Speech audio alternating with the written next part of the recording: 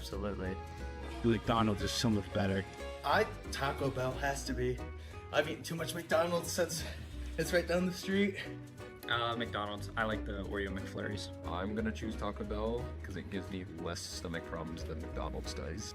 McDonald's all the way. There's levels to this, and Taco Bell is at the top one.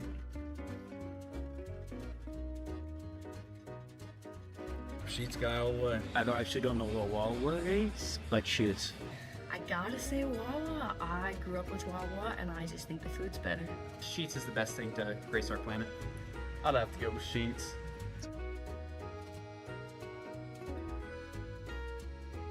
Definitely rough. Injustice, no J-Naps. Hydron, probably. Probably T-Crow. Either Skippy or T-Crow. Croc.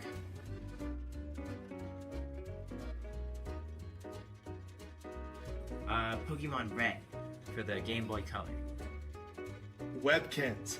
That was the first video game I've ever played, Webkins. League of Legends. Sadly, that was the first game. That's one of the only games that I played. I just enjoy it so much. Mario Kart 7 on the DS.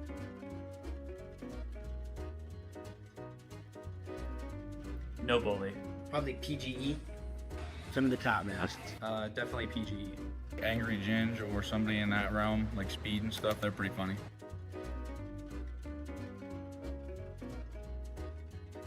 Probably my dorm. Definitely Birchie. I think the pond is one of the greatest schools you can buy. The library, it just got renovated, much nicer, much quieter. Definitely my room. Probably the IT area in the library.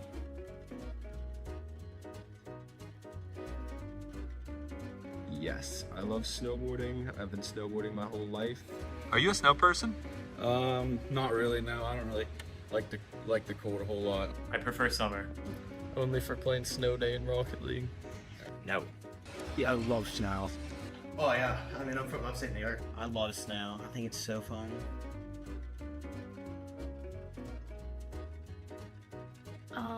I think I would play. I don't even know. That's the only game that I play. Probably competitive TF2. Probably Rivals, you know. I'd probably just play Trackmania. I think the culture at Smash is insane. I would love to play Smash. I'd probably play Madden. Gotta be Mount Aloysius College, you can't beat them. Mounties, obviously.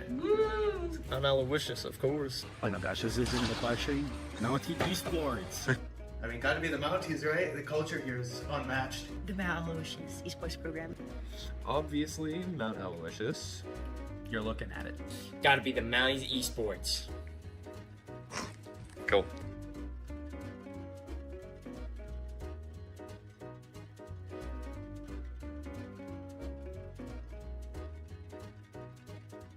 You have more important things in life to think about than your internet. At BreezeLine, we propel life forward with home internet so reliable, you don't have to think about it. With a team that goes above and beyond. Fiber-powered speeds up to 1 gig. And 99.9% reliability at any hour. In any room. You won't have to think about your internet again. Go to breezeline.com for internet that propels life forward.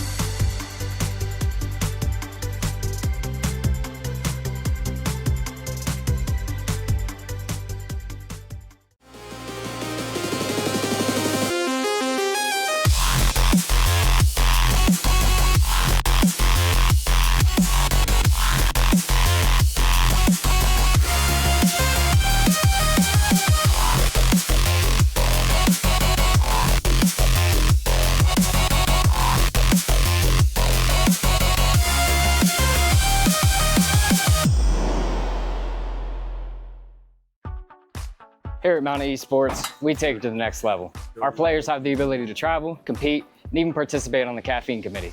Check out the Insta to see what's new with Mountain Esports today.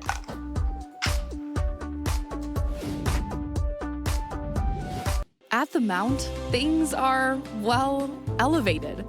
And it's not just because we're on a mountain. The experience at a small college like Mount Aloysius is actually personal. The faculty and staff know my goals. It's a level of support you won't find at other colleges. And the Mount backs it up with career-focused partnerships and majors.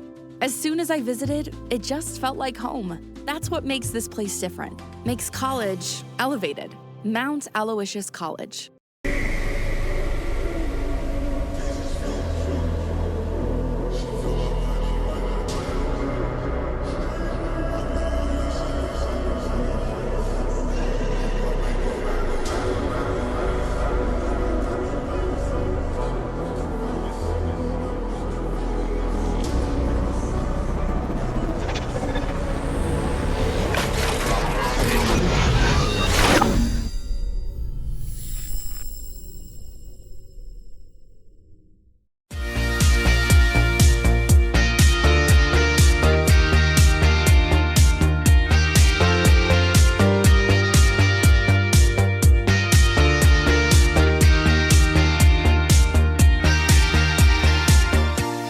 We asked 10 Mountie Esports players 10 specific questions, and these are their answers.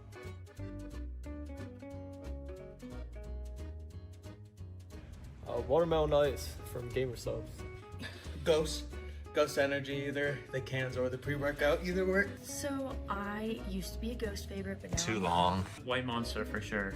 Monster, the Fantasy Red Ruby. The Mountie GG gamer subs that they provide.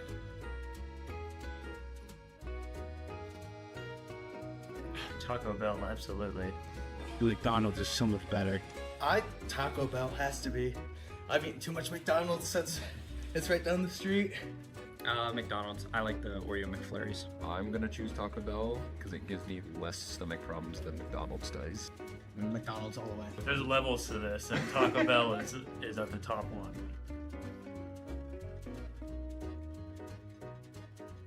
Sheets guy all the way. I actually don't know what Wawa is, but Sheets. I gotta say Wawa. I grew up with Wawa, and I just think the food's better. Sheets is the best thing to grace our planet. I'd have to go with Sheets.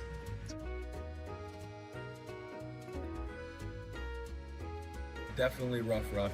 Injustice, no J-Naps. Hydron, probably.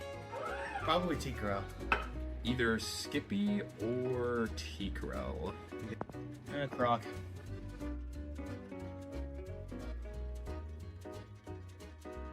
Pokemon Red for the Game Boy Color. Webkins. That was the first video game I've ever played, Webkins. Oh my god. League of Legends. Sadly, that was the first game. That's one of the only games that I played. I just enjoy it so much. Mario Kart 7 on the DS.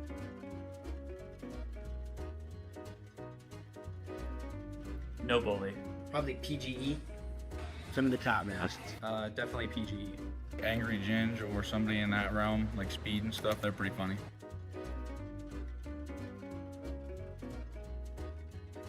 Probably my dorm. Definitely Birchie. I think the pond is one of the greatest schools you can play. The library, it just got renovated, much nicer, much quieter. Definitely my room. Probably the IT area in the library.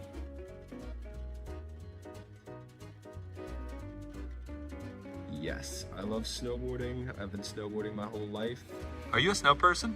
Not really. No, I don't really like the cold a whole lot. I prefer summer. Only for playing Snow Day in Rocket League. No. Yeah, I love snow. Oh yeah, I mean I'm from upstate New York. I love snow. I think it's so fun.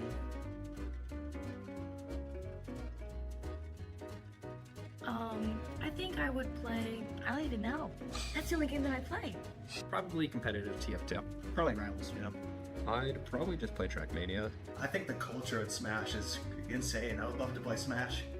I'd probably play Madden. Gotta be Mount Aloysius College. You can't beat them. Mounties, obviously. Mount Aloysius, of course. Oh my gosh, this isn't the question. Mountie Esports. I mean, gotta be the Mounties, right? The culture here is unmatched. The Mount Aloysius esports program. Obviously, Mount Aloysius. You're looking at it. Gotta be the Mounties Esports. Cool.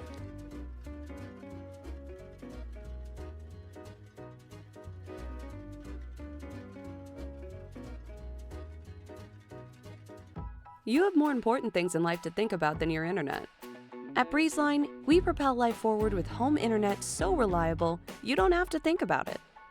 With a team that goes above and beyond, fiber-powered speeds up to 1 gig, and 99.9% reliability at any hour, in any room. You won't have to think about your internet again. Go to breezeline.com for internet that propels life forward.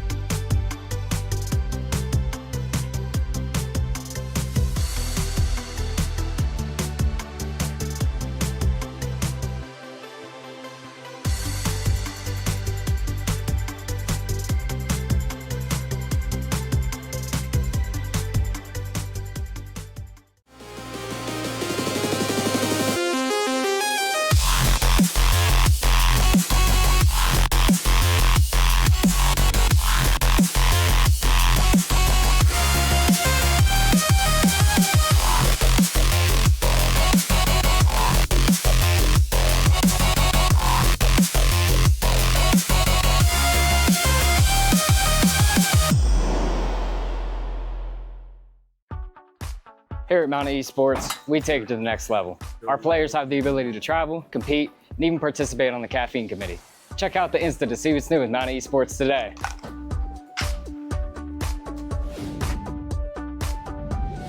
At the Mount, things are, well, elevated. And it's not just because we're on a mountain. The experience at a small college like Mount Aloysius is actually personal. The faculty and staff know my goals. It's a level of support you won't find at other colleges. And the Mount backs it up with career-focused partnerships and majors. As soon as I visited, it just felt like home. That's what makes this place different. Makes college elevated. Mount Aloysius College.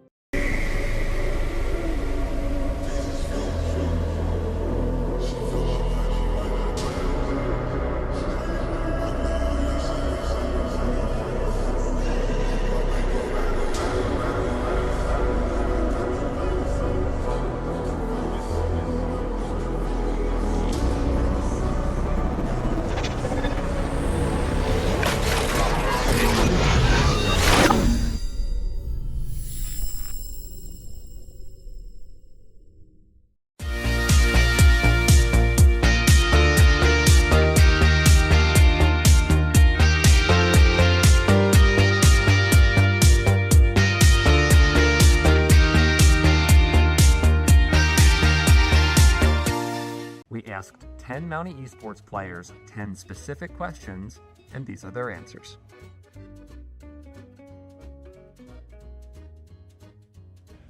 Watermelon Ice from Gamer Subs. Ghost Energy, either the cans or the pre-workout, either work. So I used to be a Ghost favorite, but now Too long. White Monster for sure. Monster, the Fantasy Red Ruby. The Mountie GG gamer subs that they provide.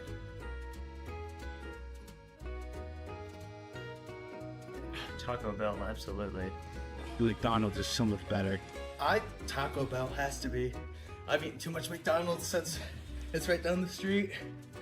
McDonald's. I like the Oreo McFlurries. I'm gonna choose Taco Bell because it gives me less stomach problems than McDonald's does. McDonald's all the way. There's levels to this, and Taco Bell is at the top one.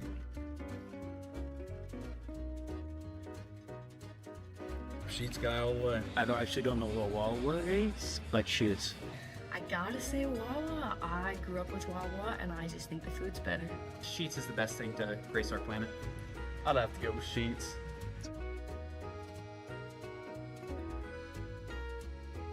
Definitely rough.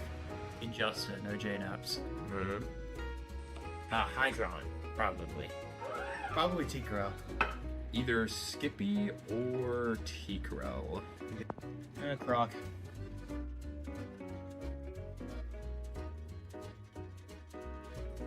Pokemon Red for the Game Boy Color. Webkins. That was the first video game I've ever played. Webkins. Oh my god. League of Legends. Sadly, that was the first game. That's one of the only games that I played. I just enjoy it so much. Mario Kart 7 on the DS.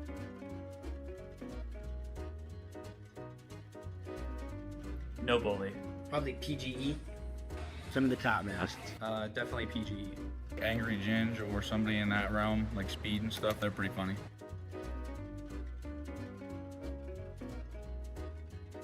Probably my dorm. Definitely Birchie. I think the pond has been the greatest exclusive in life. The library, it just got renovated, much nicer, much quieter. Definitely my room. Probably the IT area in the library.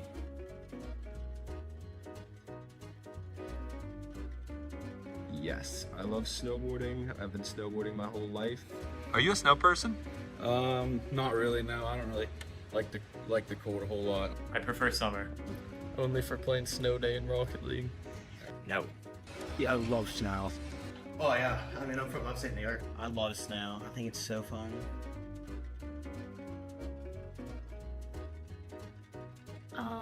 I think I would play. I don't even know. That's the only game that I play. Probably competitive TF2. Probably Rivals, you know. I'd probably just play Trackmania. I think the culture at Smash is insane. I would love to play Smash.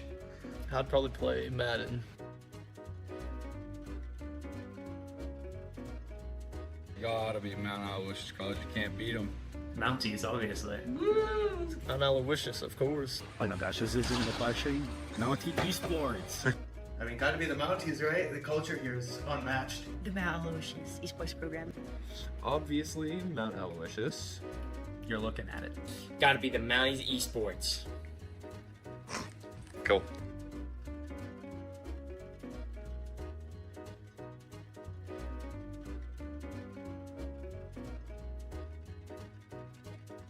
You have more important things in life to think about than your internet.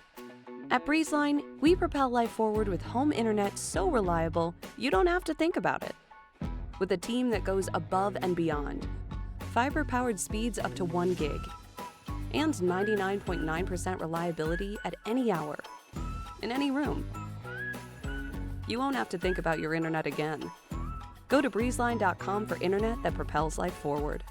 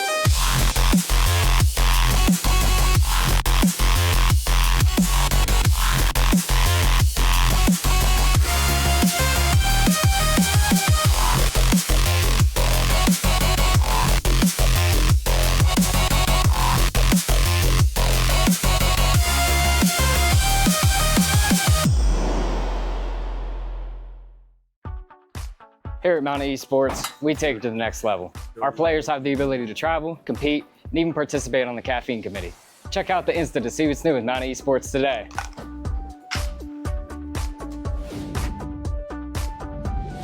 At the Mount, things are, well, elevated. And it's not just because we're on a mountain. The experience at a small college like Mount Aloysius is actually personal. The faculty and staff know my goals. It's a level of support you won't find at other colleges. And the Mount backs it up with career-focused partnerships and majors. As soon as I visited, it just felt like home. That's what makes this place different. Makes college elevated. Mount Aloysius College.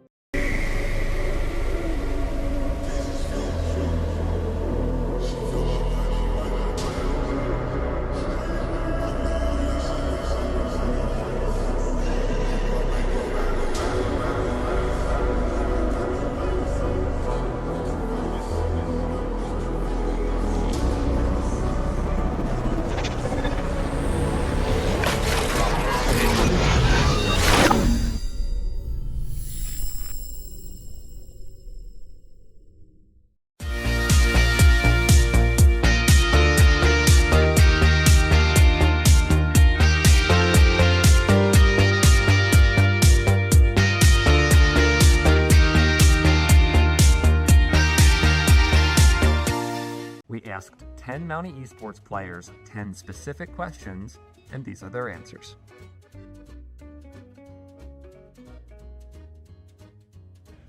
Watermelon ice from Gamer Subs. Ghost energy, either the cans or the pre-workout, either work. So I used to be a Ghost favorite, but now Too long. White Monster for sure. Monster, the Fantasy Red Ruby. The Mountie GG gamer subs that they provide.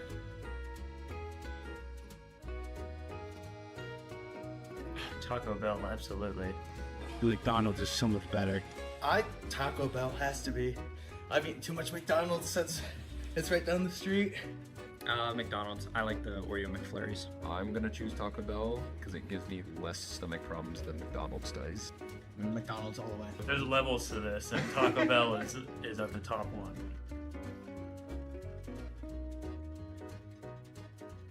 Sheets guy all the way. I actually don't know what Wawa is, but shoots. I gotta say Wawa. I grew up with Wawa, and I just think the food's better. Sheets is the best thing to grace our planet. I'd have to go with Sheets.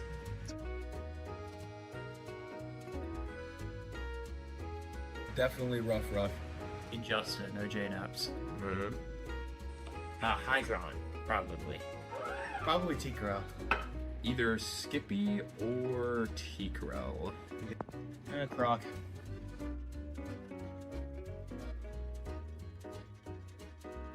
Pokemon Red for the Game Boy Color. Webkins. That was the first video game I've ever played, Webkins. League of Legends. Sadly, that was the first game. That's one of the only games that I played. I just enjoy it so much. Mario Kart 7 on the DS.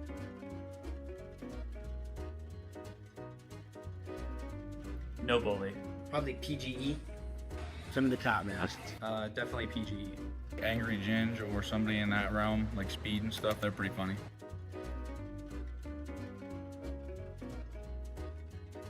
Probably my dorm. Definitely Birchie. I think the pond is one of the greatest schools if you like. The library, it just got renovated and much nicer, much quieter. Definitely my room. Probably the IT area in the library.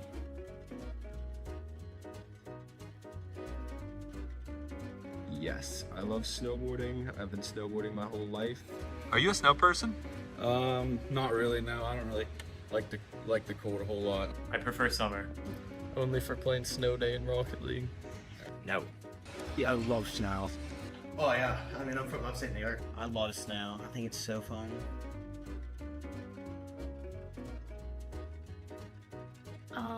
I think I would play, I don't even know. That's the only game that I play. Probably competitive TF2. Probably Rivals, you know. I'd probably just play Trackmania. I think the culture at Smash is insane. I would love to play Smash. I'd probably play Madden. Gotta be Mount Aloysius College. You can't beat them. Mounties, obviously.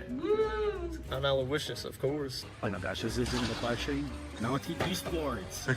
I mean, gotta be the Mounties, right? The culture here is unmatched. The Mount Aloysius esports program. Obviously, Mount Aloysius. You're looking at it. Gotta be the Mounties esports. Cool.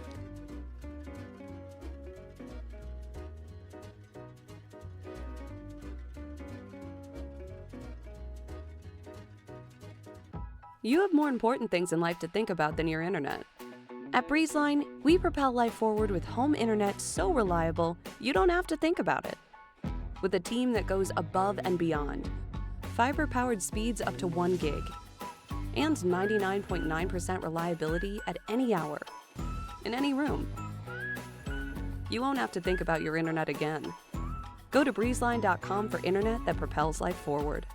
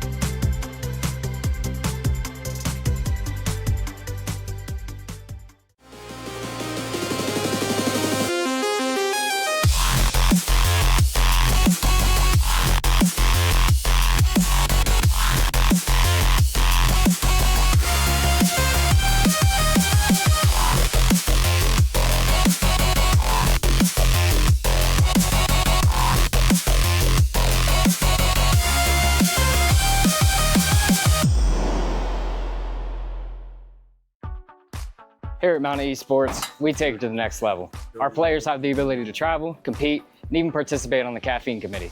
Check out the Insta to see what's new with Mountain Esports today.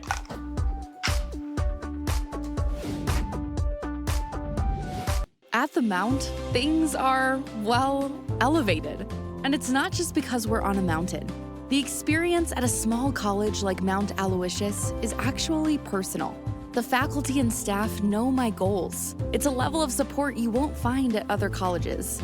And the Mount backs it up with career-focused partnerships and majors. As soon as I visited, it just felt like home. That's what makes this place different. Makes college elevated. Mount Aloysius College.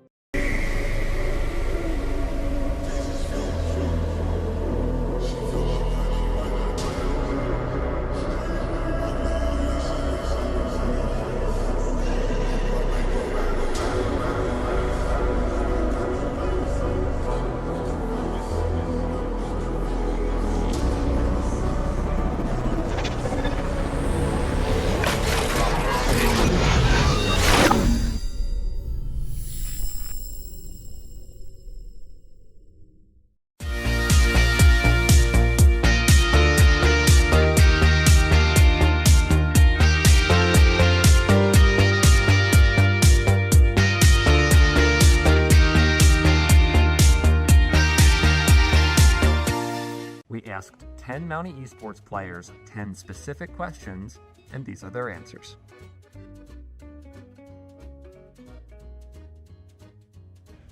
Watermelon ice from Gamer Subs. Ghost Energy, either the cans or the pre-workout, either work. So I used to be a Ghost favorite, but now Too long. White Monster for sure. Monster, the Fantasy Red Ruby. The Mountie GG gamer subs that they provide.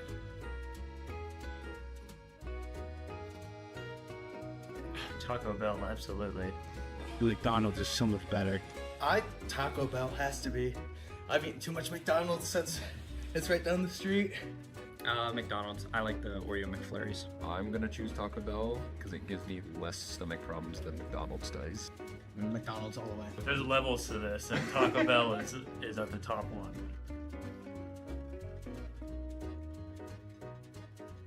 Sheets guy all the way. I actually don't know what Wawa is, but shit.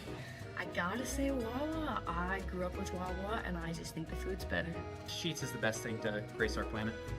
I'd have to go with Sheets.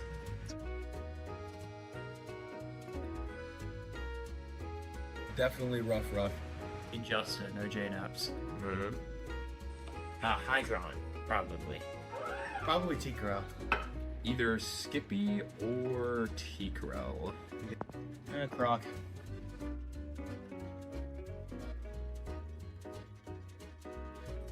Pokemon Red for the Game Boy Color. Webkins. That was the first video game I've ever played. Webkins. Oh my god. League of Legends. Sadly, that was the first game. That's one of the only games that I played. I just enjoy it so much. Mario Kart 7 on the DS.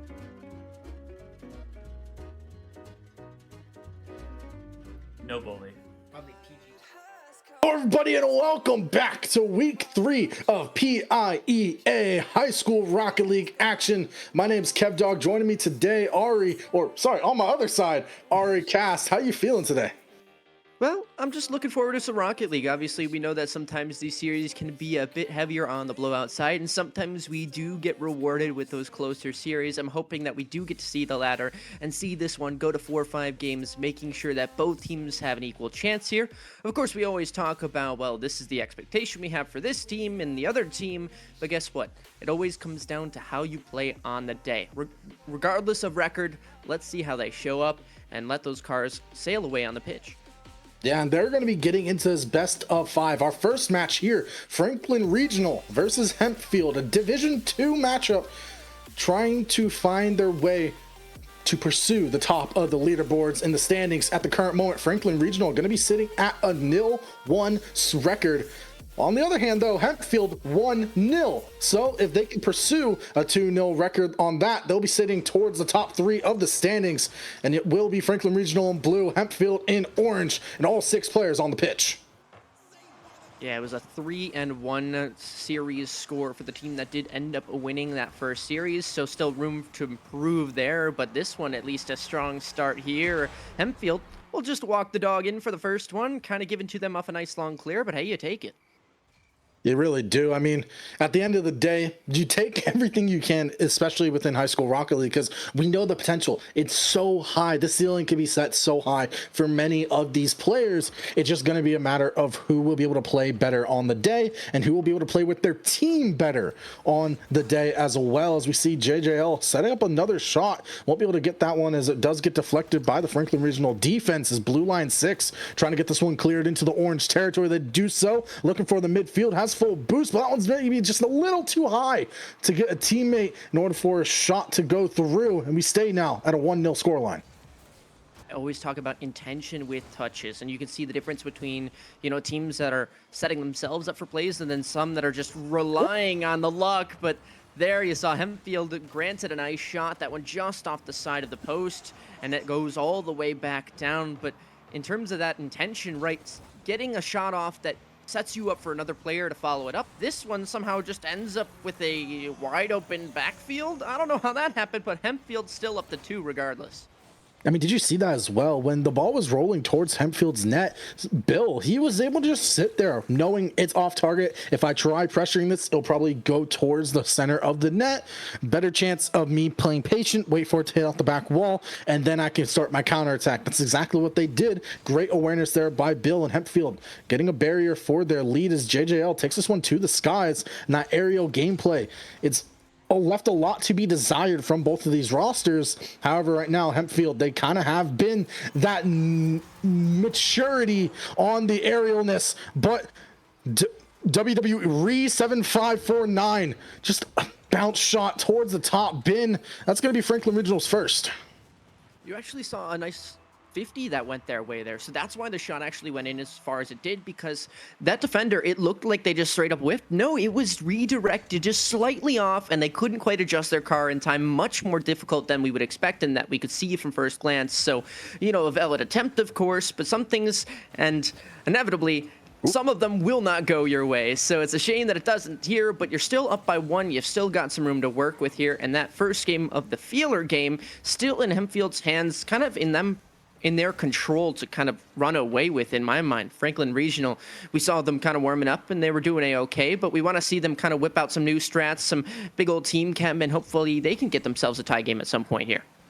I completely agree with you as well, and I'm going to be looking for those kind of off-ball pressure that you can create, boost starves, bumps, demos, whatever it may be, and preferably not on your own side, as we just saw Franklin Regional hit a team bump there. But CK Beast going to be lining up for a shot, not be able to connect with the ball in the best fashion as Blue Line, and the rest of Franklin Regional as well, trying to get this one off of their side.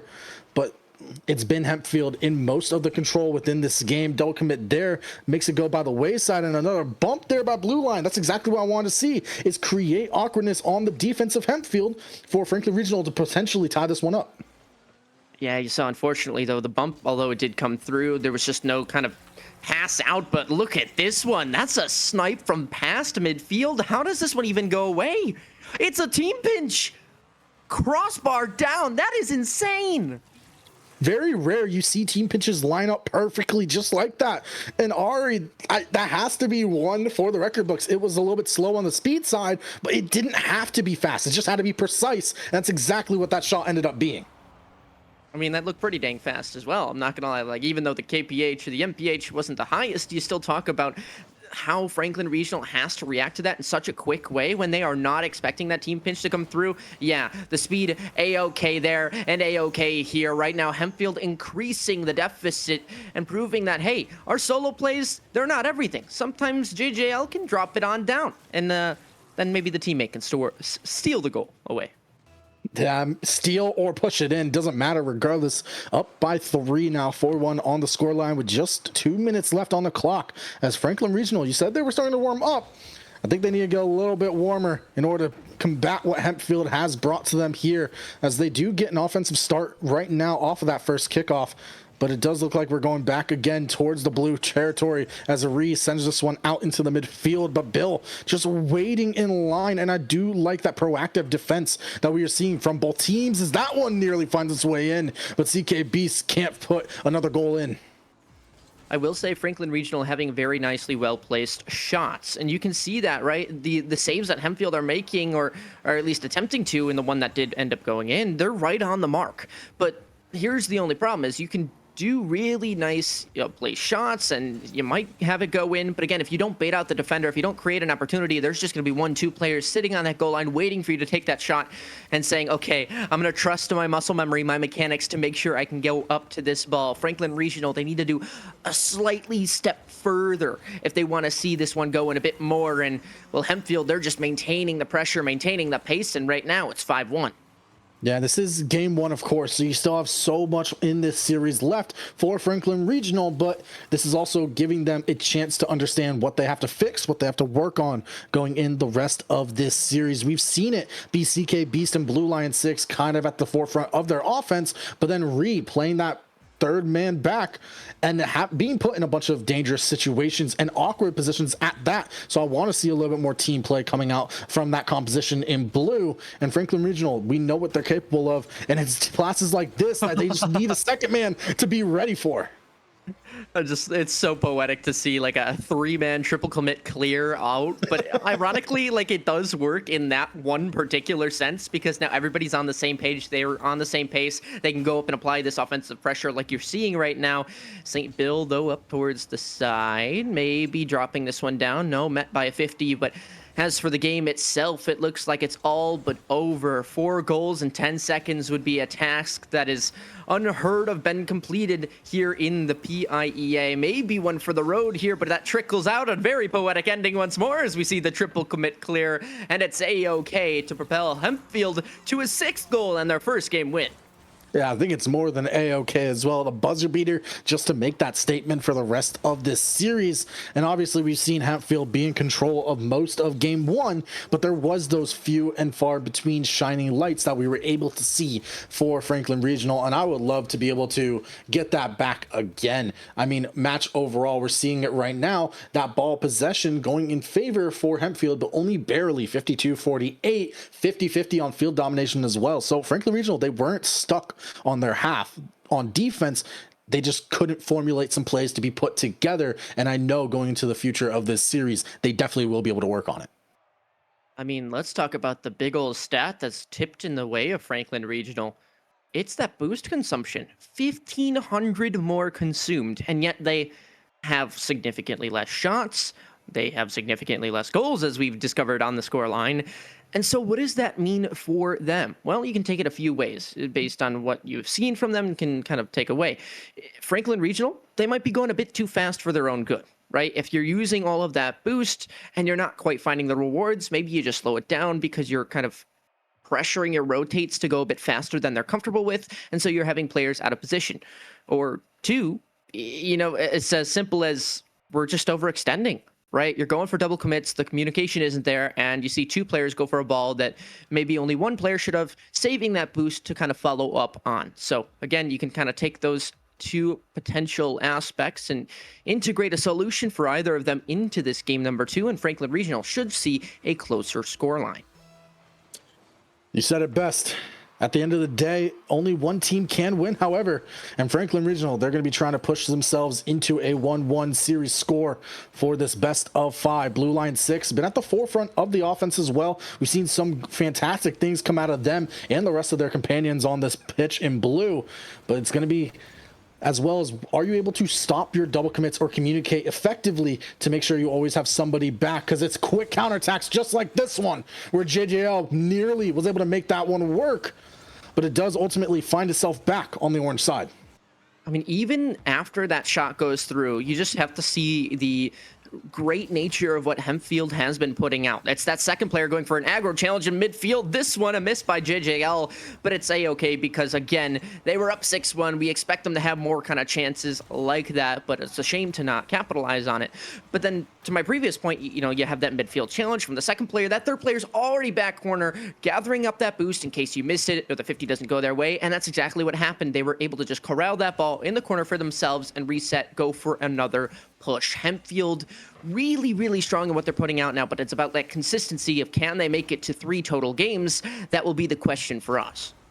And this one lobbed up high. JJL Master trying to get the shot on target, but Blue Line 6 does a good job deflecting that one to the corner. And almost 90 seconds down, and the ball possession has been 50-50 between both of these field teams so far, as we do send this one back into orange territory, but a long shot just wide into the corner by Soul, and he's going to swing all the way back knowing, hey, I've done my part. I got this one cleared out. I'm going to let you guys do yours. Bill, JJL Master, they've been that offense for Hempfield, and it's looking to be one more offensive push from Franklin Regional for now, but it will be, are they able to connect together? The consistent touches, the boost management as well, and I want to see Franklin Regional do just a little bit more on all those fronts. Oh boy, another missed shot. Hempfield kind of struggling to find the back of the net, although they're getting plenty of chances at those posts. You're seeing them, you know, maintain the rotations. And Franklin Regional, I will say they are slowing down, but it is that third player that I think I'm going to pick on, because you're seeing them being the one to kind of overextend and allowing that net to kind of get a bit more open and wide. When they're all stuck in their defensive zone, the defense is great, but it's on those transitions from Hempfield that Franklin Regional just cannot seem to kind of counteract with and deal with, because you're seeing them be out of position there. If they can realize that in real time, they should have a way to make this one theirs. Of course, that is on the defense side. They need to get that offense then going back down the other way. Then I think this dynamic of teams greatly show the confidence on the pitch between them as well. Hempfield, they're playing very confident in their touches, passing to one another, going for the ball, no hesitation. However, on Franklin Regional, we can see when it comes to the offense, it's been very hesitant. They haven't been just absolutely sending it down the pitch. And I may say that now, but Blue Line off of the ceiling, going for that ceiling shot, won't be able to get much farther than the first man, but I do like them trying some more creative outlets on their offensive push. Nice little backflip here. This one's still stuck in the corner. Blue Lion, though, taking this one fairly far down. Might even have another touch. It's popped out to the shooting lane, but unfortunately, Ree going to be corralled away, ushered to the side, as JJL will take them back down to their own defensive side. And eventually, you'd expect that Hempfield kind of pressure to turn into an offensive shot, but maybe players just in the back didn't feel comfortable, didn't have enough boost, so they'll reset, go for another push again, but that one's denied from these midfield challenges, which is a great adaptation from Franklin Regional. The only problem is we need to see them get off a shot, make something happen once they get that possession, and right now it's just back the other way. JJL Master kicked off the scoring in the first game, and now has done it again in the second.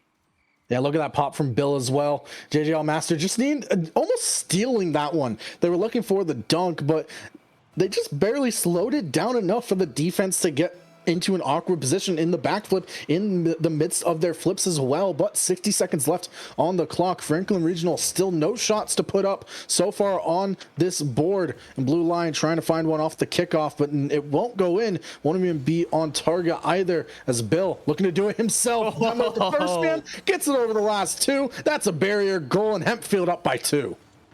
Oh my gosh, just 2 great touches. I thought both were from Bill, but maybe JJL was the first one. Reading that corner well, though, is Bill, and goes straight for that shot.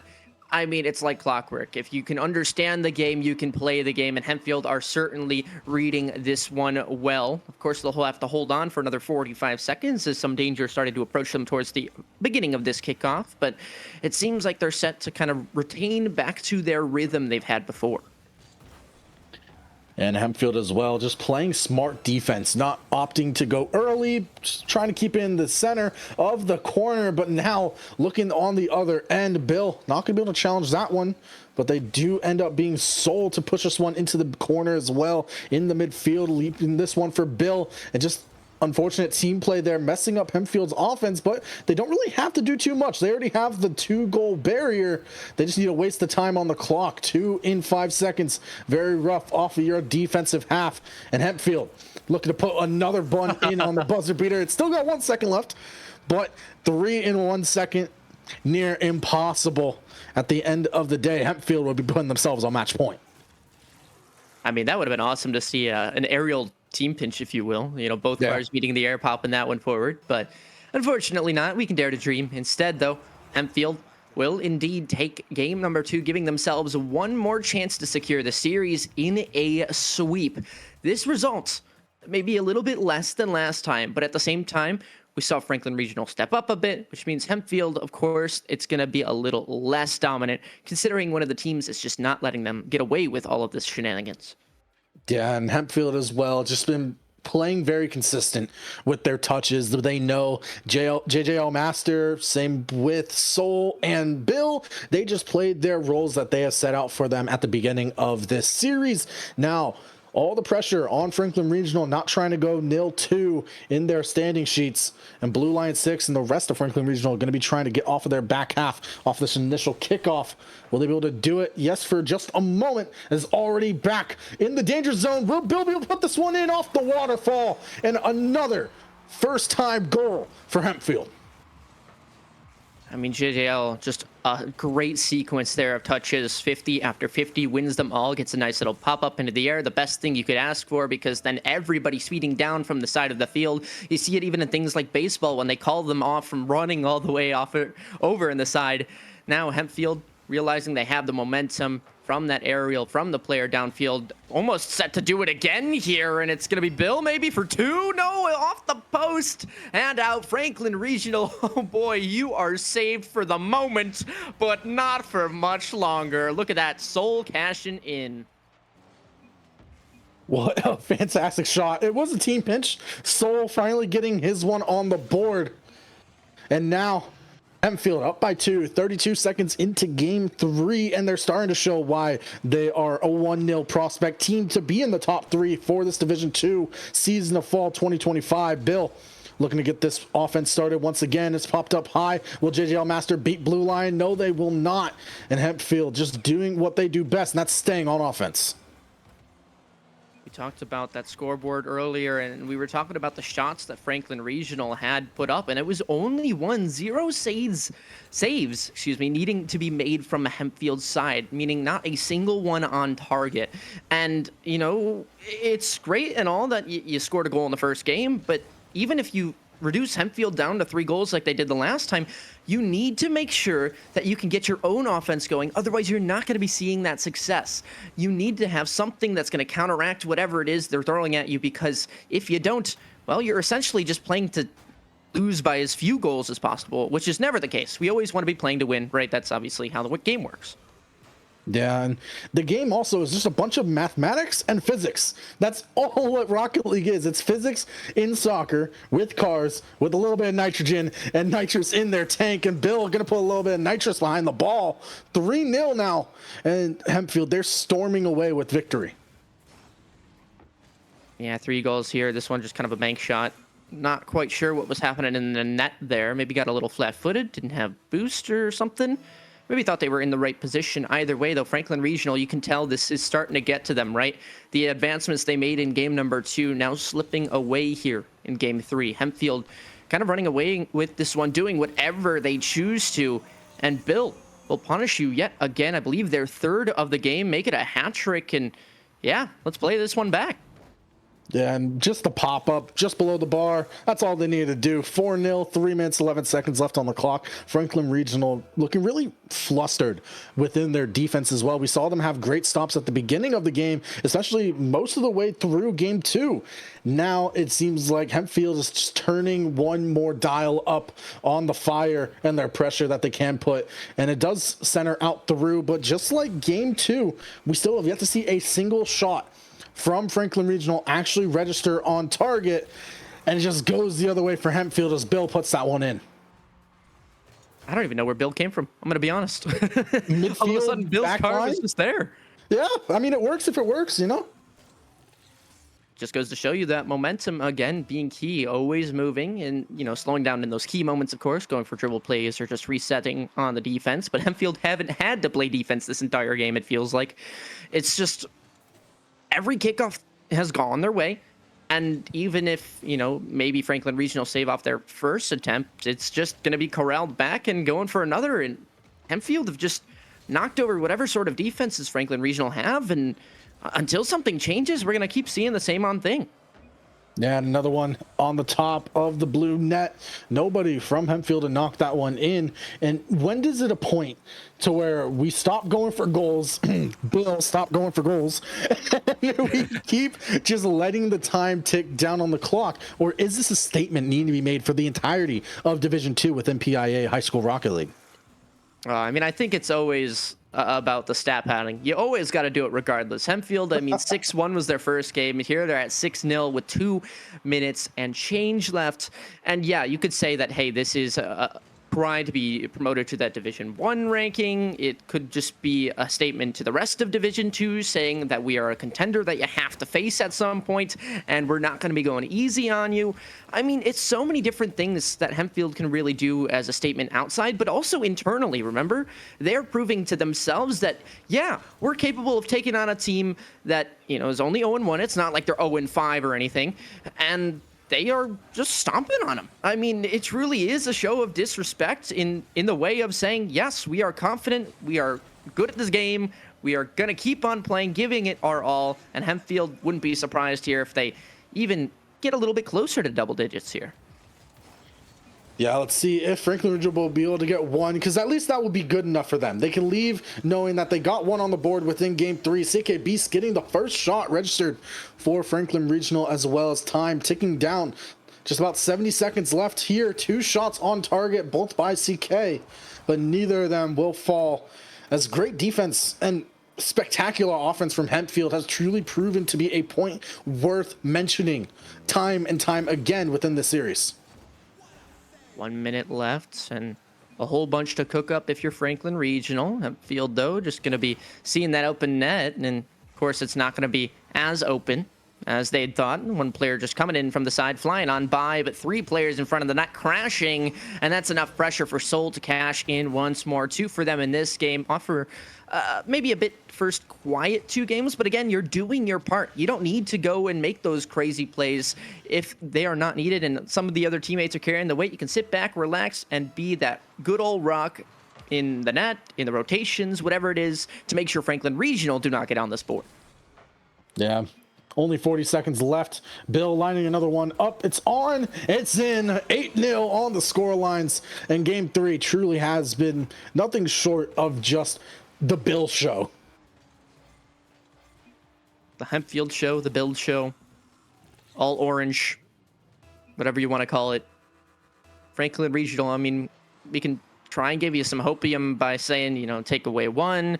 This is a good game to VOD review, things like that. But it feels like in this game, although Hempfield obviously are the ones that are taking them to town, it's almost a battle against themselves here that they're losing, right? Not being able to kind of continue those adaptations from game 2 into game 3 just goes to show you that maybe they do need a bit more experience here on the field.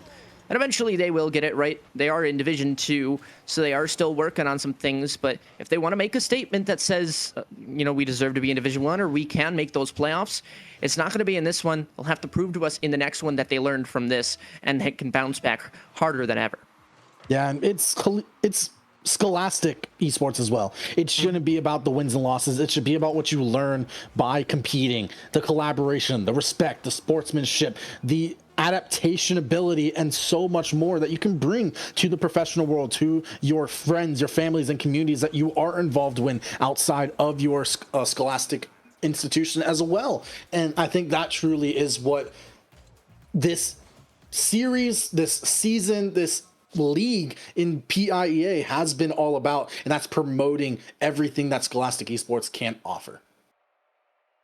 I just did the math, by the way. Hempfield won the series 18-1. Good for them. That is a fantastic statement made. I mean, and Franklin Regional, they were not only shut out game 2, but game 3 as well. So that's 10 plus minutes that they did not have a goal to respond with. Again, one of those things where if you're trying to get back into the series, that momentum need to be on your side. Obviously, you can't quite take a timeout here in this format, but you need that moment to say, hey guys, let's just breathe, let's chill, and let's go back to the basics. That's always my kind of fundamental quote whenever somebody's snowballing on you and just keeps on battering you down. Go back to those basics, make sure you can be consistent. And Franklin Regional, they tried here, but unfortunately it's going to take them a bit longer to give it another try again next week. Yeah, and I mean, at the end of the day, so much you can learn from that series against Hempfield as well, who has been one of the top contenders that you're able to see within Division 2. So a lot of learning there done by both teams, Hempfield and Franklin Regional, but it also doesn't mean we're done for the day. Ari, we still got one more series left on the docket. Yeah, and I know they were changing it up, so let me double check exactly what it is, but I'm going to say that it is Canon-McMillan and Belle Vernon, another Division 2 Rocket League matchup, but surely something that both teams are very close in notability, so this should be a banger. Don't go too far. We'll be right back with more PIEA Rocket League right after this.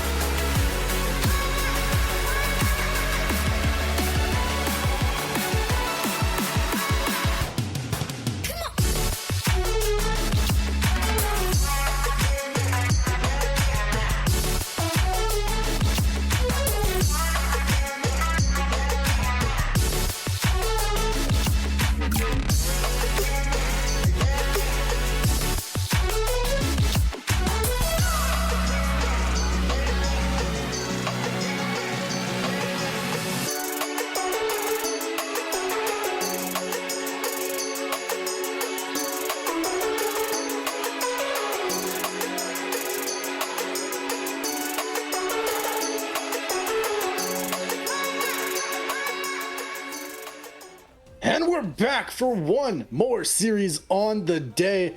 As always, we just saw Hempfield take down Franklin Regional in Division 2 standings. We're going to stay within Division 2. Canon-McMillan versus Belle Vernon. As always, my name's Kev Dog. Joining me today on the booth as well. Over here, Ari Cast. How you feeling? Still haven't learned, have we? I'm going to guess wrong too. Is it this way? Oh, no, I got it right. No, you got it, yeah. See, I forgot my camera was flipped. I normally point this way. That's to Oblivion. Hey, I'm excited to be here. That's why the vibes are good, the vibes are high, because we are excited to watch more Division 2 Rocket League here at the PIEA. Canon-McMillan and Belle Vernon are actually two teams that I personally am familiar with. Recently, a little bit ago, I was a part of a LAN series that they both showed up to, so I got to meet some of the players and the coaches, and they were a great bunch of kids, excited to see what they can pull off here on the pitch today. Yeah, and I want to see it just as much as you do, especially because this is Belle Vernon's first series within PIEA Fall 2025 Division 2 Rocket League action. They don't have any series matchups for us to go off of, so it's going to be a new look, a new team, a new look, whatever you want to call it. But I'm just ready for them to be able to put the axles with the wheels, put it all together, and get their first goal going. I'm always so astonished by the fact that it's Canon-McMillan, MC Millen, but they are the Big Macs. If you ever get confused, it's those two. They are different. Just keep that in mind as we go forward. But yeah, Belle Vernon, they don't care. They don't care about what their name is. All they care is that they're in the losing category, because they are just going to keep on with this scoring, keep up the pressure, and they are rewarded here with our first goal of the series. Yeah, that vertical gameplay as well. We saw Fry shoot Frizzy.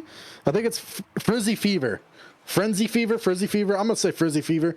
But, of course, we saw Frizzy Fever be able to put that vertical gameplay up, knock that one in, and there's so much left unknown now between both of these teams. I had the privilege of watching Canon-McMillan last week with Pyro J. However, this week, it can be something new every single time you step on the pitch. Yeah, absolutely. We said it the first thing, actually. One of the first things we said was that they have to show up on the day, and that's how they're going to play, right? We can talk about speculation or statistics or results, but guess what? If they don't prove to us that they are the team to beat today, well, they may not be the one that's going to win today. It's as simple as that. Belle Vernon holding up the pressure right now, and it looks like they're a very fast team. I mean, you can already see, even compared to the last sort of series, that those aerials a bit more frequent and those contests a lot more even, if you will. Those 50s about going to the sidewall 99% of the time from what I've seen, as opposed to just getting dunked on half the time. Yeah, and I mean, if you look at the stats as well, at the current moment, we're only about 2 minutes in, but Canon-McMillan has not been up to speed as Belle Vernon. They've been lacking roughly around 40, 50 kph per at the current moment in their speed. So, with that being said, we're going to be looking for those high-paced action from Belle Vernon, but we're looking as well for Canon-McMillan to match them, if not play their pace and not Belle Vernon's. This one a little bit off the post, maybe a chance for a rebound. That third player just going to choose to rotate on in, and safely so do they decide to also back on out, because that final touch that they made may be saving a potential goal or an awkward goal line save for that third man, then going back for Belle Vernon. Of course, they'll now regroup here, trying to get on the offense once again, but Ken and Mac doing a great job of at least holding on to this pressure. A shot, this one off the crossbar. Anybody else to follow up? No, it's Tiger. Swinging a miss, a little bit too far behind the play on that one, and Belle Vernon will escape here with their lives and their lead as well. Yeah, they're going to try to put one more for the stats for their lead as well. Iron Oak sends this one up high. Nobody able to connect. We saw Gold trying to put that one on target. Wasn't able to read the drop. And now Frizzy as well doing the exact same. Will that be in? No, what a save by Tiger. Keep this one at a 1-0 game, but they're not out of the woods just yet. They need to get this one off of their half. That 50 going to do just that by Cole, but Gold is just sitting in the backfield, ready to bring this one all the way back and then play forward as well. We see that vertical play coming out, but they weren't able to get the connection they were so desired for. Yeah, massive bounce there. A nice little aerial. I probably would have whiffed that one and gone 3 years to the right, but they managed to do it. A 50 underway, and it ended up being an extra pressure for Ken and Mac here as they continue to stay in their offensive zone, maintain a decent amount of boost, and Well, Tiger going to try and keep it in there for a bit more. Uh-oh, a bit of miscommunication, but it's okay. The ball will cross across the net, and that'll be good. Of course, that leaves an empty net for Panel Bucket to kind of squeak on through. So miscommunication leading to the first goal for the Cannon Big Macs. Yeah, and 7 shots as well to boot for it. It took them 7 shots to get that one in just to tie up this series, let alone 4 saves for Canon-Mac, 3 for Belle Vernon so far. But the saves and the shots is not what matters. It's the defense we're seeing from both of these teams just matching the pace of whatever is thrown at them, even before it gets into the dangerous area of in front of the net. But as I say that, Tiger trying to put that one in. It's going to be a double commit to save this one out, and a great 50 at that, as 60 seconds remains on the clock here in game 1 of this best of 5. And at Ari, right now, it is truly showing to be anyone's game, but it has been more prominent within the offense of Canon-Mac. It just gives me hope that this game doesn't go to, a 3-0 sweep. Like, the fact that this game's still tied in the final minute, as, Belle Vernon, they did end up getting out to that early lead, but Canon-Mac right back in it, feeling out this game and then adapting, following up with the defense. And now you're saying regardless of who takes this game, I don't feel like there's going to be too much momentum gathered from them unless they truly can put the style on it. And Panel Bucket might just be the hero in this particular game to get them across the line. Okay, let me share a little insider Rocket League info with you that you probably already know. You see that tag right there, R2GC? You know what that means? Wait, what did it say, R2GC? Yeah, R2GC. You know what that means? I would assume Road to Grand Champion. Yeah, that's exactly correct. Road to Grand Champion, meaning they're learning from every series, they're learning from every game played, and they're putting the time in to be better as well. Panel Bucket, they're going to be someone you need to watch out for because we know that they have that motivation to get better within the series. Time running low here, Canon-Mac happy with this, as long as they can just maintain the pressure, although they pop it on up. Now just kind of making sure this ball goes downfield as much as possible, and the save will not be made in terms of keeping the ball alive. The Big Macs up 1 game here in the best of 5 series. Belle Vernon, they got out to an early start, but that one quickly dissipates. And let's take a look at the scores. I mean, of course, scores not everything, but balanced completely for the most part is not something that we see almost every day. It really isn't, and especially in ball possession. Normally it deviates 1, 2, 3% on either side, but it's exactly 50-50, and it does seem to be more in the favor of Canon-McMillan, regardless of what the stats say, because you look at that field domination, 52-48, you know just by that they have been on their opponent's half, on Belle Vernon's half, putting the shots on target, and that's why they have 8 shots on target, let alone all 3 teammates able to get at least 1 there. So we know it's not a 2-man effort. It's all 3 of them trying to put shit in, and they were able to show that very late within the first game. Yeah, I mean, even Coles, you look at maybe 58 points, you'd say 18 touches, you might be like, whoa, why does it feel like they're not doing as much? But they are.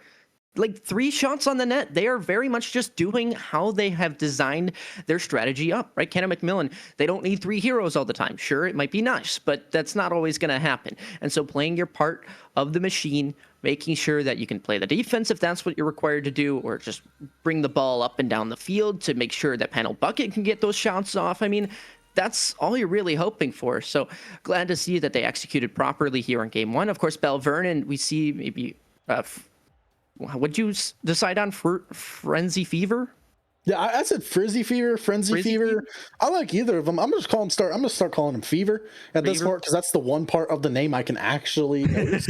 Fever 9, Fever yeah, IX. Fever IX, Fever 9 works for me.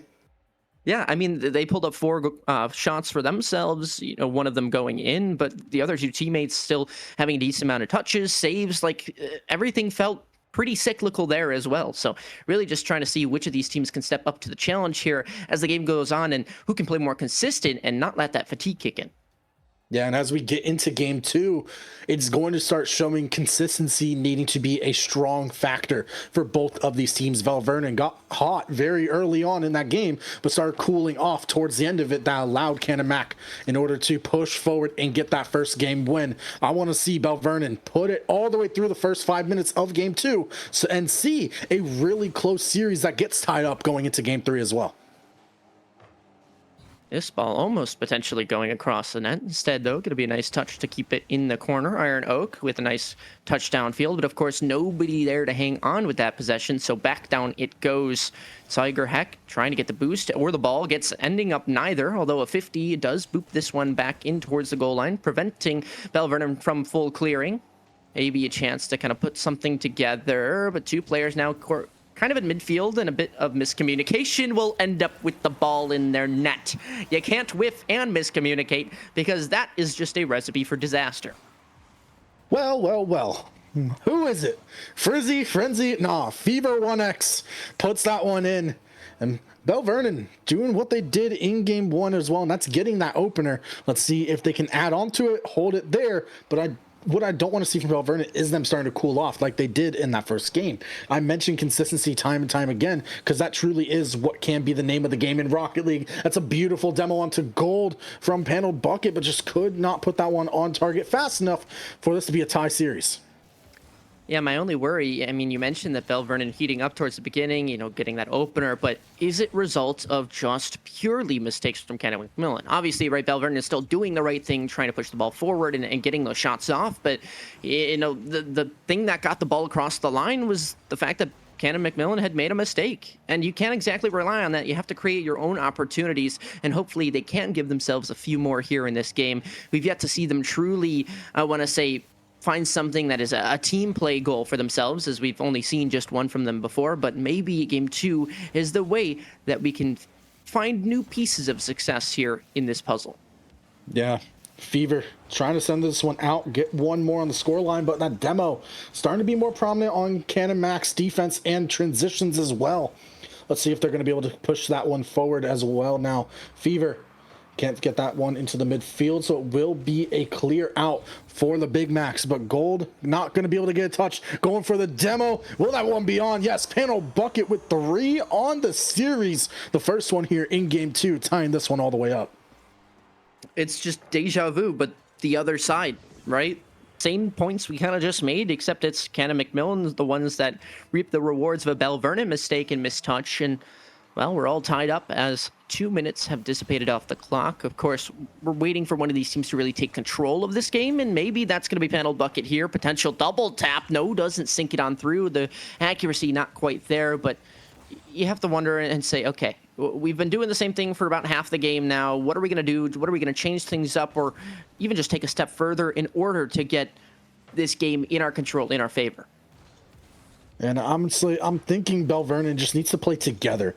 They're playing very wide with their rotations. They're playing very sporadic as well, and then playing very reactive on defense, which we're seeing here become a detriment, where all 3 players went by the wayside, couldn't get a single touch, and now they're going to have to regroup onto something much different in order to get a clear out. Just like that, Iron Oak does exactly what's needed. But are they going to keep that pressure on and push it forward for another shot on target? That one goes by. Cole just rolls in the way, and Fever puts another one in. Yeah, Tiger Heck, I feel for you there. We saw their kind of moments where you expect them to go up for the ball. I think Paneled Bucket hadn't communicated that they were also jumping as well. Whatever comm issue happened there, but that ends up in both players going up for the ball, only one of them getting a touch, and it's not the best of touches either. Once again, Belle Vernon just sinking in what is a nice open lane for them, granted by mistakes. And this is going to be a theme we keep on seeing, right? If nothing changes, that will be whoever can play more consistent will be your victors, whether it be in the game or the series. And sometimes that's what happened. Like you mentioned, we're in Scholastic Esports. Not everybody's a pro, but if you can hold on for a longer amount of time than your opponent, then you're the one to escape with the win.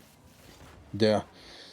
Let's see if Canon Mac can tighten up their defenses, batten down the hatches, and just play together and mistake-free as well.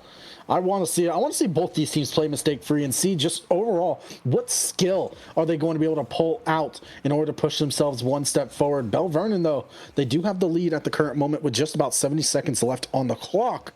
And so they're going to have to try to keep it here, but being on their defensive half, especially with a lingering ball going towards their net, it's not what you want to see when you're trying to talk about that consistency. Oh, you saw Paneled Bucket there try to go for the boost and the ball, and they almost got both of them instead, though, just a bit too far to the side to grab that boost, allowing them to not take that shot on net.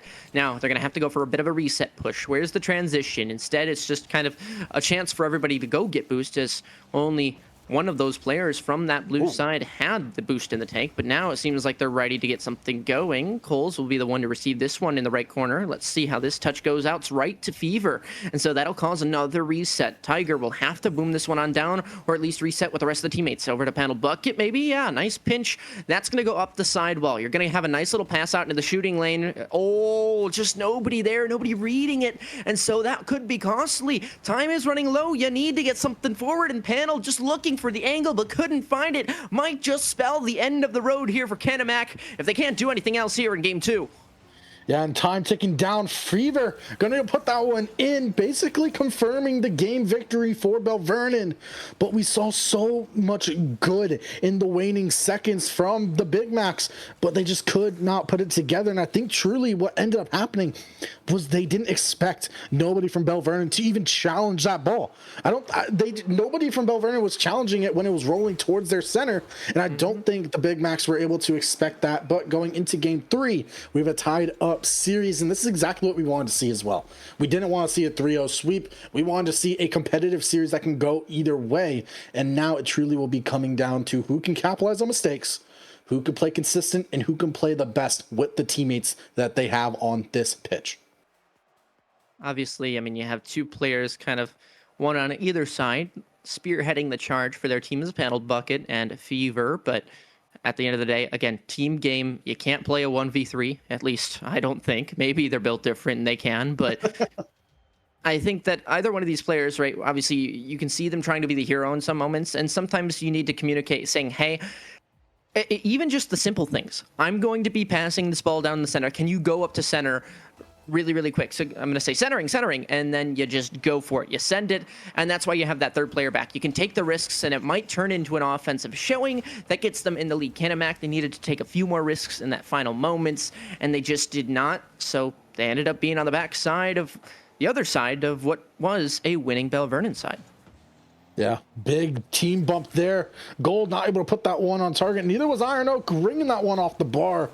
And nearly Vernon gets their third opener in a row within the first 30 seconds. But it does ultimately come out to the wing where awkwardness starting to play Canon-Mac. But as time ticks forward and nobody challenged the ball, they're able to get this one over to the orange side. Cole trying to do their best of getting this one centered or even into a better position for their teammates. But Ari, it does just seem like it's going to be a matter of who can capitalize on those mistakes, and are they playing patient enough? Yeah, I mean, I think as well. Obviously, we just want to see these players enjoy this game and kind of just cook up some new strategies. Gold, this is nice little boom, and oh my gosh, it almost just fell in because no one was expecting everybody to miss. Instead, though, with a minute burned off the clock, still no goals, still 2 donuts on the board. And I might be getting hungry, but so is this Panel Bucket player for Canon-McMillan. They were staved off a bit in game number 2, but here they return with the first of the goals in game number 3. So what is that, 5 goals now for Panel Bucket total? Probably. Out of the entire series, I believe he's the only one on the team to get a goal for Canon-Mac. And as well, they've been that star player that we're seeing, but we're also seeing Cole and Tiger step up where it matters within this third game so far. 90 seconds down within game 3. Pass out over to Cole, just not ready for it to go past all 3.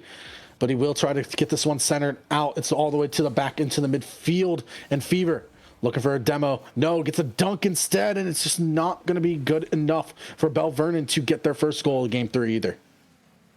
You saw, actually, I think it was Iron Oak that jumped the pass. I mean, it was granted a clear from Panel Bucket, but instead, Fever had an easier angle to kind of make something work a bit farther back from you, maybe call them off, go for a demo play, something, but maybe that's coulda, shoulda, woulda hindsight, if you will. Vernon still looking for their first in this game, and we, of course, want to give them all the hope that they are looking for, hence why we bring up these kind of moments that should have been or are possibilities to kind of get them in the lead. But right now, it feels like they have just kind of found a rhythm, and it's tough to break out of that rhythm, especially when it worked the second game. You're now kind of just waiting for that Canon-McMillan side to make that mistake like we talked about, and if it never comes, they might be in trouble and might have to do something more in that final minute and a half, step up and really take a gamble. Yeah, I really want to see Belle Vernon kind of create their own destiny, but they need to get this one stopped out. Gold nearly putting that all the way into their own net, but they do eventually get a save in Iron Oak. Into the midfield, is anyone there for Belle Vernon? No, nobody there for the shot. They're going to have to look for another way into the offensive third here on their own side, but Iron Oak keeping this play alive. To the back wall, just needing the shot. Fever puts that one off. Gold ready to play it as well. Back into the corner, but no boost for any of the three players there for Belle Vernon, so they couldn't keep this one on target. But they have an opportunity here. One more clear is all it will take from Canon-Mac to get themselves into very valuable position for counterattack. Yeah, you saw, I think it was Fever just miss a net that it seemed a bit open. Maybe it was a tougher shot than the angle that we saw, but either way, it felt like they make that shot a little bit closer on target. You're seeing them run away with a goal or at least a scoring chance. Canon-McMillan, though, they're saying we're not missing that empty net shot. We're making sure this ball gets out to the center lane. Somebody's straight up there for it, and just the Red Sea completely parted there. Tiger Hack with their first goal in this game. Yeah, and Canon-Mac as well. They're doing a good job of playing for those mistakes that Belle Vernon has shown out here within this third game. If they keep this one up, it will look like their side completely as Tiger put another one in. That's going to be 2 for them in this game, 2 for them in the series, but 3 for the team overall, putting a very heavy statement going into the later stages of the series. Hey, if the Stocktain is your thing, so be it. They're making it work here. 2 goals for themselves. Canon-McMillan up to 3-0 here on this one. And Belle Vernon, we talked about making those risks, controlling your own destiny, but now you may be forced to do it right here and now. Double commits might be a plentiful. Here's certainly a chance. Fever, though, cannot connect. The boost a little bit too high into the air, and so you'll be whacking yourself for that one. But hey, nobody's perfect. It's just about bouncing back, even if it's not in this one, the next one. So hopefully they're given one more chance for redemption here as the 1-minute timer starts to tick. But I do like them trying to go for things that we don't normally see at this level, but Paneled Bucket puts a second one of his own in for game 3. 4-0. Big Macs go. And Belle Vernon left speechless, left wondering what can we do in order to even get 1 on the board here in this game, or potentially get the next 2 in the series to finish out this one in the best of 5. By the way, that was a beautiful goal from Coles, or assist from Coles, because it really that was just a bounce off the sidewall. You're communicating that to Panel Bucket, the sink on through. It's just like clockwork. Looks so nice. But Canon-McMillan, now they don't really need to do anything. They got 30 seconds. They're chilling. They're kind of just playing it out, having fun, maybe looking for more to extend this lead, secure it even more. Cole's coming in, setting up somebody, but it was unfortunately nobody there. Tiger Heck, of course, just playing that defensive role to make sure that nothing squeaks through that shouldn't. No silly goals, not today. That would be the only way for Belle Vernon to really come back in this one. And as that 10 seconds starts to hit, I think we're good to call it here. 4-0 will be the Canon-McMillan score, unless there is some miracle that, let's be real, is just not happening. The ball falling to the side of the wall, and that'll be it. A shutout here in game number 3. Yeah, it wasn't able to be done by Belle Vernon there. Match point for the Big Macs as well, as they look to extend their record from 1-1 to 2-1 into a positive standing record. But it's a new 5 minutes every single game. Game 4, it's going to be underway in just a moment, and with those new 5 minutes, Belle Vernon can come at it with a different perspective. Hey, whatever we did in these past 2 games, it didn't really work out. Let's try changing things up. Maybe go for some demos, maybe go for some boost starves, maybe go for a couple of options that you normally don't see at this level. Infield passes, that's another thing that some of these teams will be able to look forward to if they can execute it correctly. I want to see either of these teams starting to play very together, but Panel Bucket trying to do it themselves off the kickoff, and they nearly did it. You could see them even jumping there, a bit of indecisiveness. They wanted to go up for that ball, but they realized they were beat. Somebody was way up in the air ahead of them.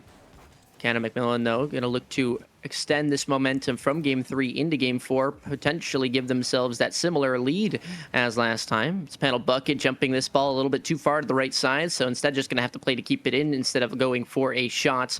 The reset should be here for Tiger Heck, and yeah, this clear comes on through Vernon with a nice few touches, but what are you going to really do with it when there's 3 players on the goal line, all with a full tank of boost? The answer, not much, until you can get them in an uncomfortable position, which we haven't quite seen too often.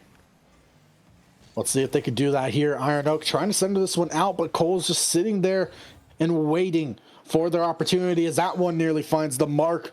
Panel Bucket able to get behind it and now trying to go for a team pitch. I like the communication there. Just poor planning on that execution. But at the end of the day, we saw two team pinches in the last series. We have yet to see one this one.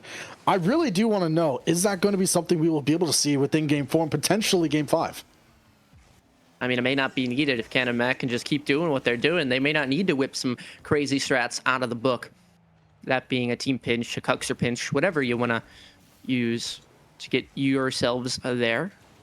But I'm liking, again, the Cole's kind of touches from those corners out to the shooting lane for Panel Bucket. Tiger Heck on the defense seems to be the winning combination for Canon-McMillan.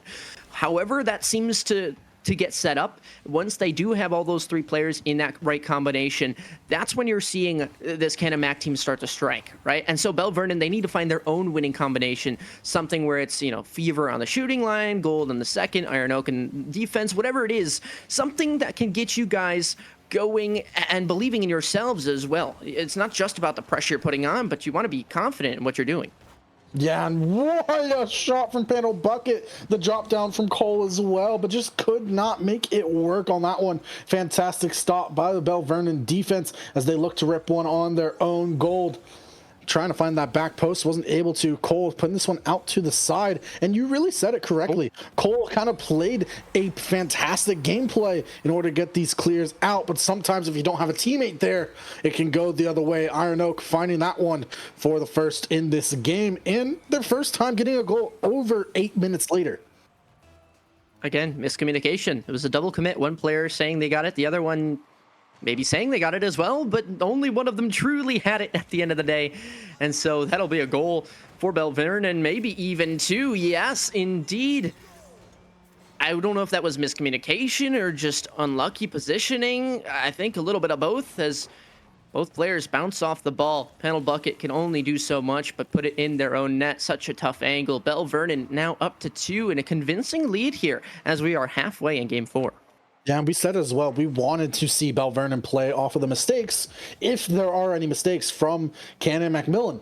Well, they found 2 mistakes. They capitalized on both of them now, and they're potentially able to capitalize on a third. No, putting that one on the back wall, but Tiger able to get behind it before they get a third.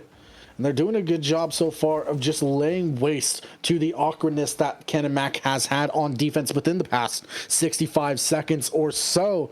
But I'm going to be looking for Canon-McMillan to try to get out of that slump in defense and put some more shots on target as a pass into the midfield goes awry, as nobody was there from the Big Macs.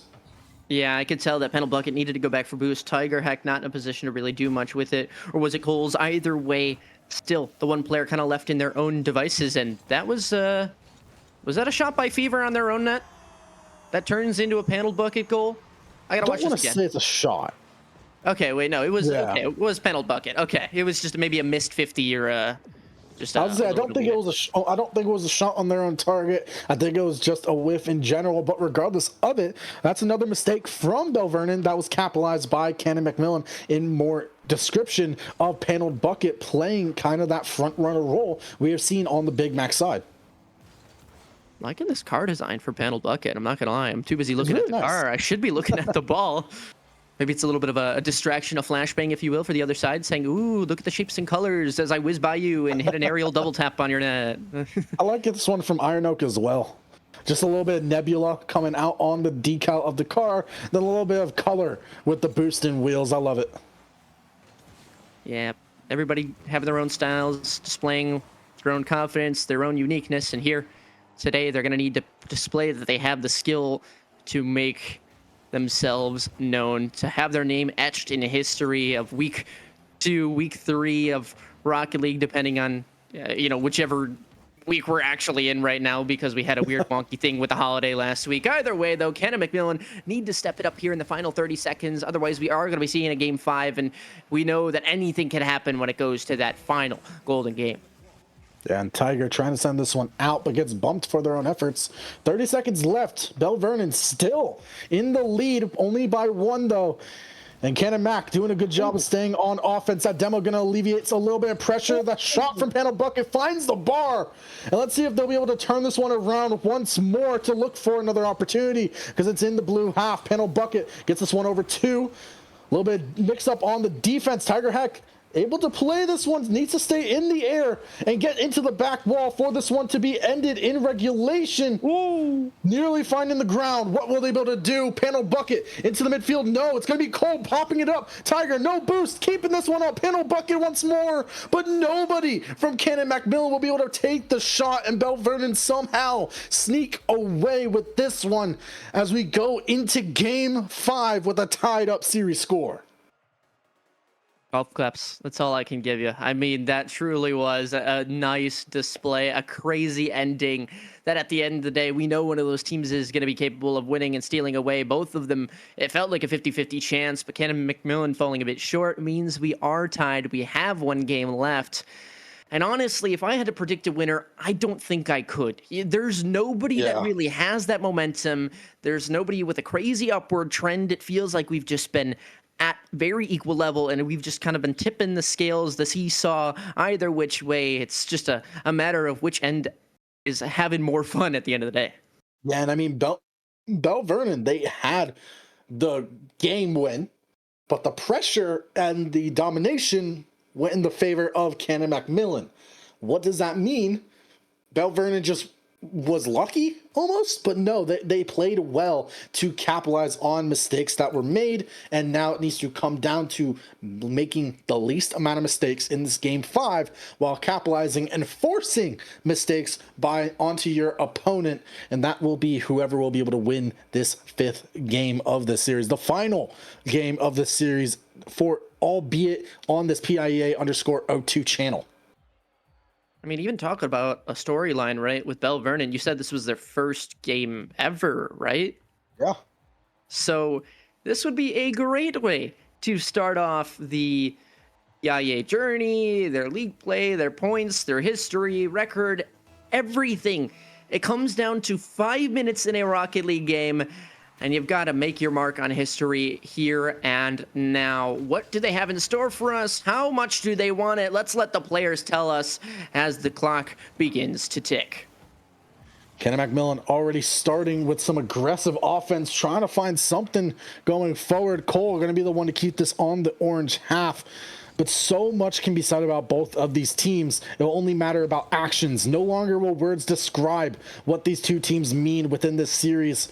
And it truly will just be down to which of the 3 players on either side will be able to showcase their own talents and push themselves for their own win for their school. Hanging out towards midfield right now, Canon-McMillan with a few players there. It just felt like they weren't quite as quick enough to the ball as they could have been. Oh my gosh! Panel Bucket, ain't no way you've just jumped off the back wall, found a redirect with no boost, and tipped this one in. What an angle. What a series of events. The casual dish, the Doomsy dish, finding that one into the Game 5 opener. Only 51 seconds in as well. We mentioned how very quickly Belle Vernon finds openers within Game 1 and 2, and now it's looking to be the other way with Panel Bucket just playing and showcasing their own talents as a single individual, but as well with their team. And I want to see the rest of Canon-McMillan try to match that almost, since I'm giving that challenge to Belle Vernon too. Man, I'm still not over that. I'm going to be honest. That was a crazy goal. Okay, that one didn't end up in the net. That's good. But now for Canon-McMillan as well, you talk about how they grabbed that first goal, right? Is the script flipped now, potentially? And all we can really say is, keep up what you've been doing, right? After you get that first goal, usually they don't drop too much after that. And so Canon-McMillan, they don't really have to do anything. It's Belle Vernon now, the game kind of in their hands and their fate of how they want to do things here. If they want to whip out some crazy plays, it's up to them. But Canon-McMillan just going to be trying to play that rock-solid 3-man rotation. Defense is always there. No holes in any of it. Yeah, and Tiger Heck as well, able to find that one around the last defender. Iron could not get the final touch. And 2-0 now. The Big Macs able to push themselves onto. And it truly has just been overcomplication of defense from Belle Vernon that has been able to be capitalized by the Big Macs, and more importantly by Panel Bucket and Tiger Heck. Coles, they've been playing the proper touches to force awkwardness. It's just a matter about Tiger and Bucket able to push that one just one step farther. Just like that, another shot ripped away, but Gold able to get there first. And it's kind of strange. I mean, we've seen such mechanical capabilities from Panel Bucket. The fact that that shot kind of a bit slow, right? Not exactly popping that flip into it, or not using that air roll to make sure there's a little bit more pressure applied and speed on that. That turns into 3-0, right? Canon-McMillan, you know, very, very confident and happy with their result of 3 goals in half a game. That would be great. But instead, now you're kind of in a position where you're still fighting for scraps. You still need to be cautious about every single move, because you let one goal go in, it's then that sort of keep it up moment, golden goal. Can they do it? We're doubting ourselves more than we're doubting them. And so that's why I want to see this 2 goals kind of stay that way for Canon-McMillan's sake, if they want to have control all the way to the final moments. And for Belle Vernon's sake, they got 2 minutes to wrap it up and find one for, at least for themselves. And as I say that, Fever able to get the redirect into the last defender, couldn't get the save. 1 now for Belle Vernon, and maybe, just maybe, is that the scoring sheet starting to open up for themselves, and will we see a potential overtime with here in Game 5? I mean, the most goals we saw in a game was, what, 4 here in this series? Yeah, I believe so. 3-1. So I honestly think that there is potential for this just to, like you said, open up the scoring, but like completely blow up the scoring. Like, there could be potential for this game to end 4-4 if everybody starts just going blow for blow, right? They want to keep making plays, being the hero. They certainly can, but they're going to need to make up for it on the defensive side as well, making sure they're holding strong. And Iron Oak, oh, be careful. That's the wrong net. There we go. Cleared on out. It's okay for the moment, but I'm not feeling super comfy, that's for sure. Finally, that long clear will come through, and you'll have an extra moment to breathe a breath of fresh air. I don't think comfortableness is anything either of these teams being able to play through. That one finds the back wall and the last defender, but Fever still need to do more work. It's going to be down to Iron Oak to clear this one out, but straight over to Cole, gets this one back into the midfield, and Fever again trying to play as that initial conflict starter in the midfield, trying to get that one cleared away, but with just 60 seconds left, Belle Vernon, they need to get off of their half and into the blue territory, especially within that last quarter of the pitch, where you're able to start putting shots on target, because if they don't, all Canon-McMillan have to do is play the time and let it tick down. Coles there, you saw maybe wanting to get in the action. You heard a jump from the side, but instead, no. Just going to be everybody going back towards their own net, kind of grouped up here, so not the best of situations, but at the same time, you know if a shot's coming that somebody's going to go for it, and Panel Bucket just takes this one forward. Belle Vernon way too extended on that offensive push, and they said, psych, got you there, boom it over 1, boom it over the second, bye-bye, and potentially your chances of winning the series as well. Well, you also said you didn't want to see them really get complacent, that you want to see them keep fighting for scraps, and especially when they got that first goal, Belle Vernon, Canon-McMillan started having to fight a little bit harder for those scraps as well. Panel Bucket finding the scraps, making a meal out of it, puts another one into the barrier, and now 15 seconds left, down by 2. Belle Vernon not in a very strong position to be arguing forward, as Canon-McMillan looking like the victors in this series, looking like they'll be able to go to a 2-1 scoreline on the sheets. And Canon-McMillan, the Big Macs, will be your victor of this best-of-5 series. There it is. Congratulations. Yeah, a 3-2 game result. Something you don't quite see often. The series going the entire distance. Scores, again, relatively even here, but it was that shots, just the pure number, I think, from Canon-McMillan that really got them over the line there. They had so many chances, and the 7 saves from Belle Vernon, apparently, and ironically, not enough. When's the last time you said 7 saves wasn't enough? Yeah, I don't really know, but I have to give it down to Canon-McMillan as well with communication.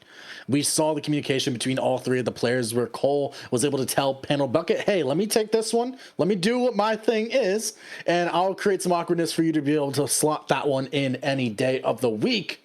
And especially Tiger Heck as well, able to just bring us to the next level alongside Panel Bucket for their offense, their defense in the midfield, whatever way it needed to be. Canon-McMillan, they played phenomenal throughout the entirety of the series, but you still have to give it up to Belle Vernon as well, who kept it very close until the final 0 seconds. Absolutely. I think the pressure just got to them a little bit, right? Obviously, we talk about making mistakes, yada, yada, but I think it's more even just consistency, right? Even players like Fever, we saw hitting nasty shots in the first few games and then starting to slip up a little bit towards the end, right? Just a bit off target, passes not going where they wanted to. And so it kind of comes down to, okay, don't let that fatigue kick in as much because, of course, easier said than done. Don't get me wrong. But it is kind of one of those things where, hey, that's your first game of the entire series of PIEA. If that's how you started off, there is only up that you can go from. That's base 0 for you, no experience. Now you're going to take that and go further. You're going to play against more teams. You're telling me this team's going to get better? I'm excited for what they have in store.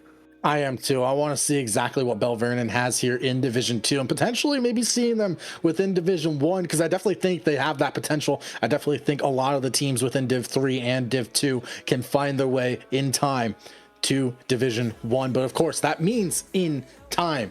You're in Division 2 for right now. Work on what you got to work on the collaboration, the communication, and work on your own playstyle with your team because there's so much left for you within Scholastic esports in general, and even in future education, which could be promoted through all of this because you are still learning while playing. There's so much left to explore within collegiate esports. Yeah, absolutely. I mean, congrats to the two teams. Obviously, one the victor, the other the learner, but either way, still displaying a great series for us, and we appreciate that greatly. I mean, both of us yappers here, our producer in the back, that's going to be a high-tech lowlife, so shout out to you, making us look pretty and doing all the beep boop bop as well. But again, that is it for us today. So glad that we got to end it off on a banger series like that. My name is RA Cast, here with Kev Dog. We've been your yappers, and we will see you all next time.